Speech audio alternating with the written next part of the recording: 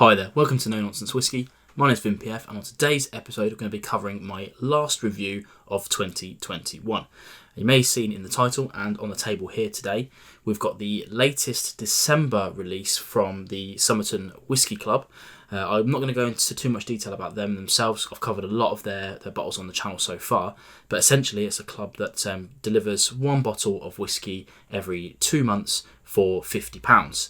And they can be basically anything from all over the world. I'll probably have a playlist going about stuff like that, so if you want to check out more about the Summerton Club, make sure you have a look in the description below for links to them and to my other videos of their stuff. Now here today we've got a familiar sight, which is the Glasgow 1770 logos, and the eagle-eyed among you and people that are members of the Summerton Club will know that last year they did another limited release, Christmas release of the 1774 Summerton Club. If only there was some way that I could check the differences between the two. Would you Adam and Eve it? We have the other one right here. Let's move that one forward. And you can see they're both, pretty similar looking. Obviously, this is just the livery that Glasgow 1770 do. Now, okay, so the reason why I've got these two together is I'm going to cover this one as my review, but I want to compare to the last year's release because they're very different beasts indeed. So we'll talk about the differences and the similarities, and I'll have a little bit of a tasting. I've got a glass already poured out for each of them here behind me. So the first thing to note then is the similarities between these two. Obviously, of course, we've got two Glasgow 1770 whiskies here. These are small, really small batch releases. They are both actually the spirit in ex-bourbon barrels and then finished in virgin oak barrels. I'm not sure about the exact finish time, but I'm led to believe on the internet that they've about 2 years-ish. It's either a year and a lot or nearly 2 years, something like that. So it's quite an extensive finishing period. They're both distilled in 2016, so actually one's probably a year older-ish, within that sort of year older. But where the differences are, the first release, this was only 350 bottles, whereas this one is 1,890. The first one was 3 barrels, casks, whatever, vatted together. The second release, this year's release, is actually 4 barrels. But here's the cool thing about it. 2 of them were peated and 2 of them were unpeated.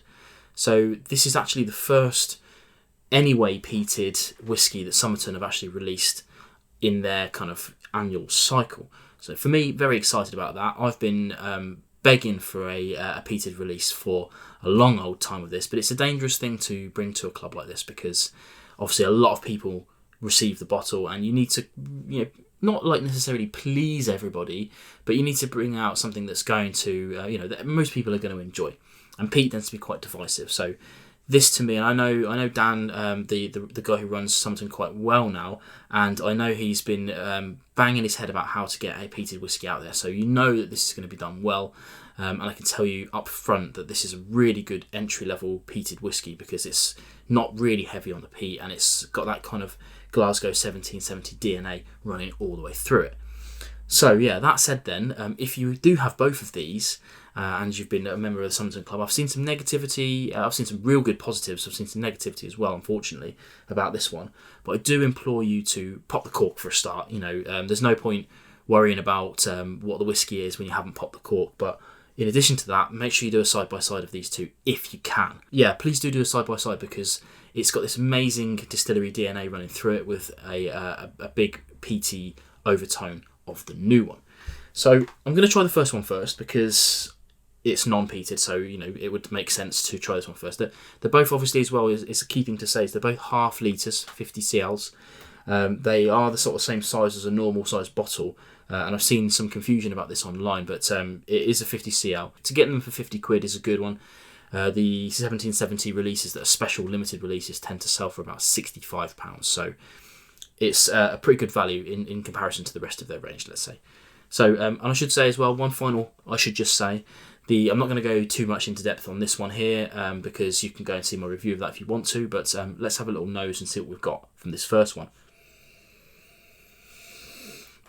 Now, being led a little bit by the tasting notes on the front of these bottles, but this one says apple pie and shortbread. Definitely agree with those, and I actually definitely agree with ones on the new one as well, but For me, it's apple pie, but it's that extra element of cinnamon in there as well. It's like a real good freshly baked apple pie. Let's have a go on the palate. A really nice thick mouthfeel to that, and a really tasty whiskey. I've been really fortunate enough to have plenty of bottles around, so I still have a wee bit of this left, but I think I might add this to the front to get these bottles killed, because there's no sense keeping bottles around when they're below the label, in my opinion. Now I'm going to move on to the next one. You'll notice that I haven't cleansed my palate. Twofold.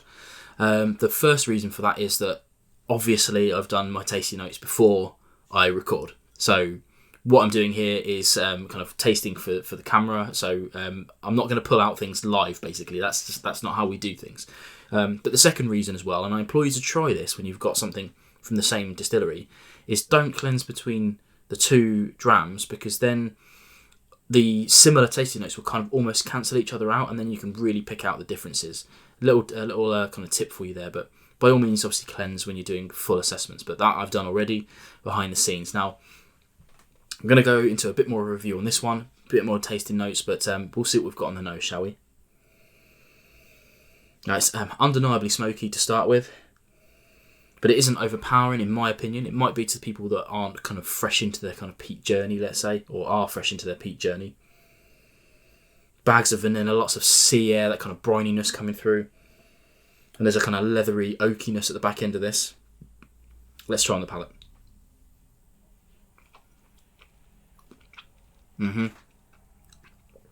Now again, bags of those kind of 1770 characteristics coming through.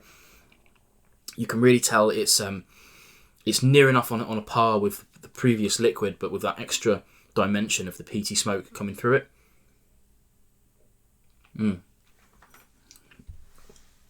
But it's a really, really nice peaty smoke.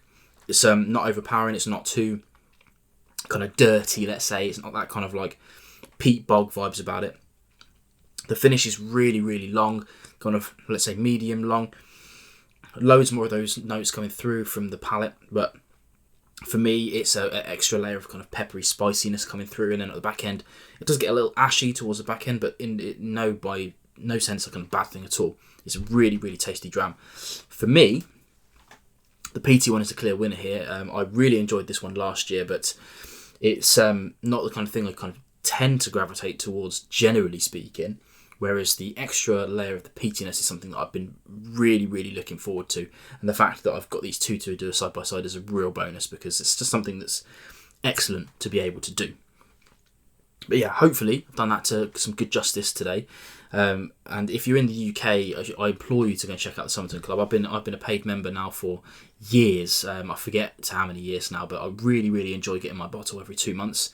And especially when you get little wee surprises like this.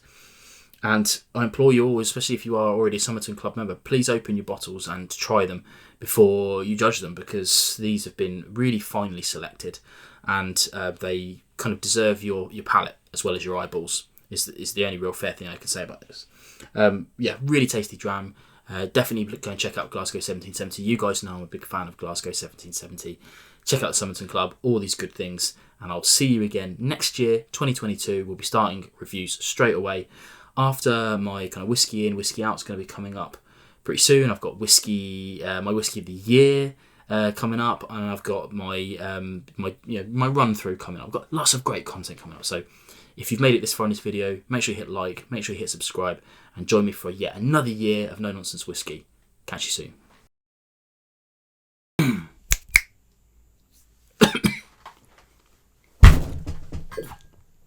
Oh.